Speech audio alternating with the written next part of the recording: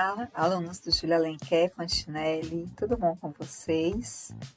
Aqui é a professora Lília e a gente está retornando esse mês de julho, fazendo uma revisão do primeiro semestre, né? Para essa revisão, eu escolhi o assunto Brasil República ou a República Velha. Nós iremos utilizar também essa revisão como uma recuperação paralela para aqueles alunos que precisam passar por esse processo, ok? Então vamos lá, muito atentos aqui que a gente vai falar dos principais tópicos da Primeira República no Brasil. A primeira coisa que a gente precisa aqui discutir é a quem interessava a proclamação da República no Brasil, né? Vamos relembrar aqui que antes do Brasil ser república, o Brasil era um império, né, dominado por uma monarquia, forma de governo, era uma monarquia, no período onde Dom Pedro II era o monarca aqui no Brasil. No final do século XIX, a ideia de república, ela começa a se fortalecer muito aqui no Brasil. Primeiro, não só aqui no Brasil, mas no mundo todo, né, se valorizava muito, no mundo todo, diga-se Ocidente, tá bom? Se valorizava muito essa forma de governo, né? A república estava associada com as ideias de modernidade, trazidas pela Revolução Francesa, que aconteceu na França, tá bom? Como o próprio nome já está dizendo. Então, aqui no Brasil, as ideias da República, elas passaram a ser maiores, principalmente porque dois grupos começaram a não se identificar mais tanto ou a ter determinados desentendimentos com Dom Pedro II, né? E esses grupos são os militares, que estavam altamente insatisfeitos com Dom Pedro II, e as oligarquias estaduais, também insatisfeitas com Dom Pedro II, também querendo mais autonomia e mais poder, tá bom? E em 1889 foi proclamado a República aqui no Brasil, conduzida por esses dois grupos. Quem conduziu, né, o processo do republicano, Marechal Deodoro da Fonseca, ou seja, foram os militares que tiveram à frente desse processo, apoiados principalmente pelas oligarquias estaduais, pela oligarquia paulista. No entanto, pessoal, falta aí um grupo muito importante na composição dessa criação da República, que são os populares, né? São as pessoas, os cidadãos, a sociedade de uma forma geral. República, ela quer dizer uma forma de governo que valoriza os interesses coletivos, os interesses de todos os cidadãos. No entanto, o surgimento da República aqui no Brasil exclui a participação desses sujeitos sociais, né? Dessas pessoas, desses populares. A forma de república que foi implantado aqui no Brasil foi o modelo positivista, né, que é um modelo mais tradicional, baseado em princípios tradicionais, baseado na ideia de Deus, pátria e família, né, baseado também na ideia de que a sociedade ela deve ser homogênea, ela deve agir, né, de uma forma única, sem valorizar os interesses de grupos diferentes. Pelo contrário, os positivistas também defendiam as ideias, né, de ordem e progresso, que está lá estampado na nossa bandeira nacional, tá certo, pessoal? As primeiras providências que foram tomadas com a instituição da República aqui no Brasil é a instituição do federalismo, ou seja, uma maior autonomia aos estados, que passaram, né, a ser estados. Até então eram províncias, e aí com o surgimento da República passam a ser estados com a sua autonomia política e autonomia econômica também. Uma outra providência é a separação entre igreja e Estado, onde o Estado brasileiro assume a laicidade, ou seja, se torna um Estado laico e não defende, né, e não coloca mais nenhuma religião como oficial. Muito embora a gente saiba, né, de que a Igreja Católica, de que o catolicismo continuou sendo uma religião muito forte no nosso país.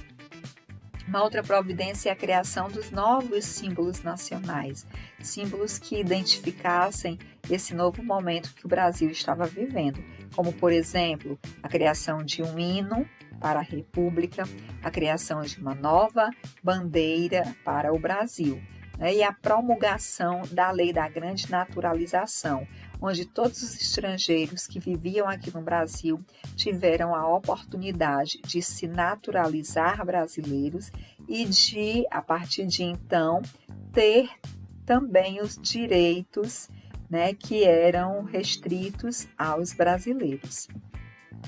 Então, a gente tem o início da República, né? E agora? Como é que o governo vai conduzir, como é que o Brasil vai se organizar a partir dessa nova forma de governo? Então, em 1891, a gente tem a Constituição, a promulgação da primeira Constituição republicana. Essa Constituição, ela trazia a divisão dos três poderes, executivo, legislativo e judiciário, certo? E a extinção do poder moderador, que era um poder que existia lá no Brasil no período imperial. Também define o presidencialismo como uma forma de governo aqui no Brasil e o fortalecimento das oligarquias, né, dando aos estados autonomia política e autonomia econômica, como, por exemplo, de contrair empréstimos no exterior sem ter a autorização do governo federal. Quem eram os cidadãos, né? Ou quem passou a ser considerado cidadão nessa nova república? A gente sabe, pessoal, que a ideia de república, a forma republicana, ela valoriza muito isso, os interesses dos cidadãos, da coletividade. Mas vale aí a gente perguntar quem são esses cidadãos, né? Será que todos eram considerados cidadãos? E a gente vê que a Constituição de 1891, ela estabeleceu que quem eram cidadãos eram aqueles maiores de 21 anos no Brasil, exceto os analfabetos, os mendigos, as mulheres e os praças militares. Ou seja, esse grupo, esses sujeitos sociais não eram considerados cidadãos, ou pelo menos não eram considerados cidadãos de primeira classe e por isso não poderiam participar das eleições. Cerca de apenas 1% da população é que poderia votar.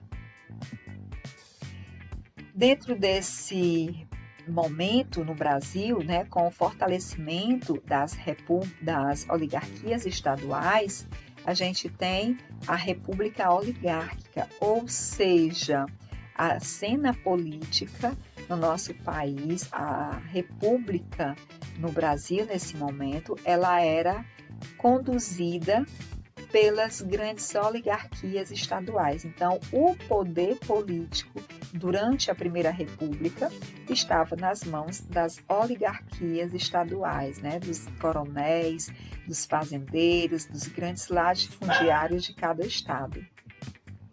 E nesse contexto, a gente tem a criação da política café com leite. Ou seja, né, o que é isso? Acordos políticos entre os estados de Minas Gerais e São Paulo para eleger o presidente da República. Duas oligarquias, dois estados poderosos politicamente, poderosos economicamente, né? Porque os principais produtos comerciais estavam nesses estados, São Paulo aí era o grande produtor do café, Minas Gerais se destaca pela pecuária, tá certo? E aí esses dois estados eles vão se alternar no poder federal, no comando da República no Brasil. Uma outra característica da República Oligárquica é o voto de cabresto, né? Para as oligarquias estaduais se sustentarem no poder, essas oligarquias elas utilizavam de fraudes nas eleições estaduais e municipais e utilizavam-se também do famoso voto de cabresto, ou seja, o coronel ele levava os eleitores da sua fazenda, os eleitores que eram atingidos pelo seu poder local, para a votação, para o local de votação, né? E essas pessoas eram obrigadas a votar nas suas indicações políticas, uma prática que, infelizmente, ainda persiste. A Primeira República no Brasil também foi marcada por inúmeros conflitos sociais que aconteceram tanto no campo como na cidade. Esses conflitos sociais, eles são consequências de uma política autoritária desenvolvida no país nesse período e também pelo abandono da população que não tinha emprego, que não tinha como se sustentar, né, e que vivia à mercê do clientelismo dos grandes coronéis. Nós trouxemos aqui hoje dois movimentos que nos fazem pensar sobre esse momento no país. O primeiro é a Revolta da Chibata, que aconteceu em 1910. A Revolta da Chibata é uma revolta que acontece dentro da Marinha Brasileira. Nesse período, a Marinha Brasileira ela tem sérios problemas estruturais. Por exemplo, nós temos altos cargos, os cargos, as patentes melhores dentro da Marinha são todos ocupados por homens, na sua maioria brancos. E os cargos menores, os subalternos, os marujos, são, na sua grande maioria também, compostos por negros e pardos, uma população bastante pobre, que muitas vezes era obrigada a ingressar nas Forças Armadas. Essa estrutura preconceituosa, racista, ela também aparecia nas formas de castigo utilizados pelos oficiais para punir os marujos que cometiam algum delito. E esses castigos eram geralmente castigos físicos, a chamada chibatada.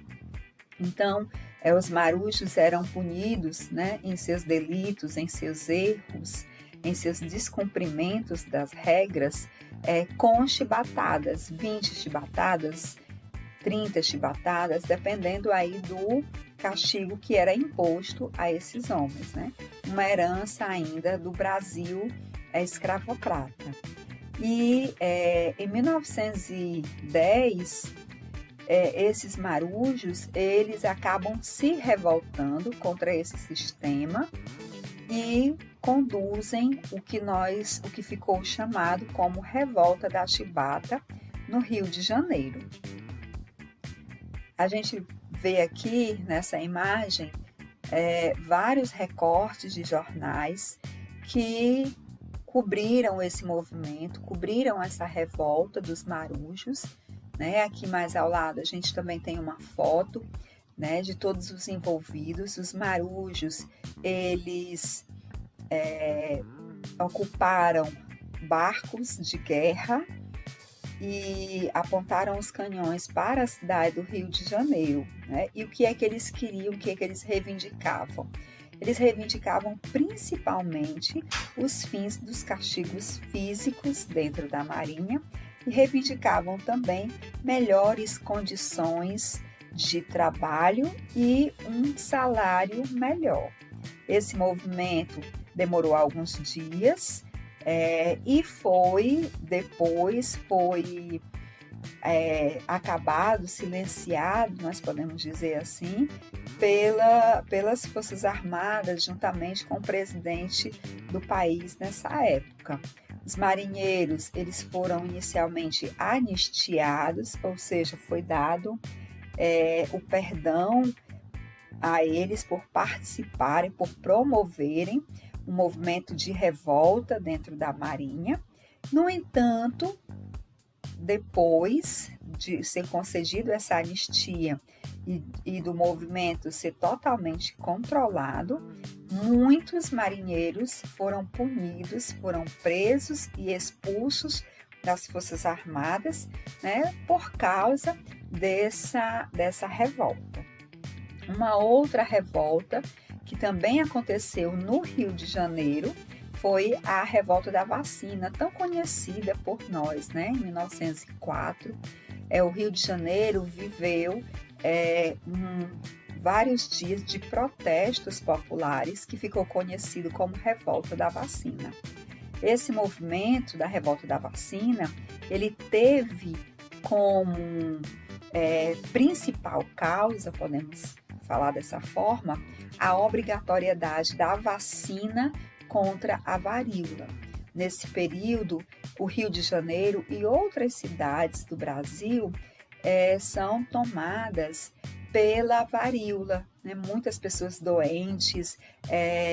Em 1904, o Rio de Janeiro chega a 1.800 pessoas internadas por causa da varíola.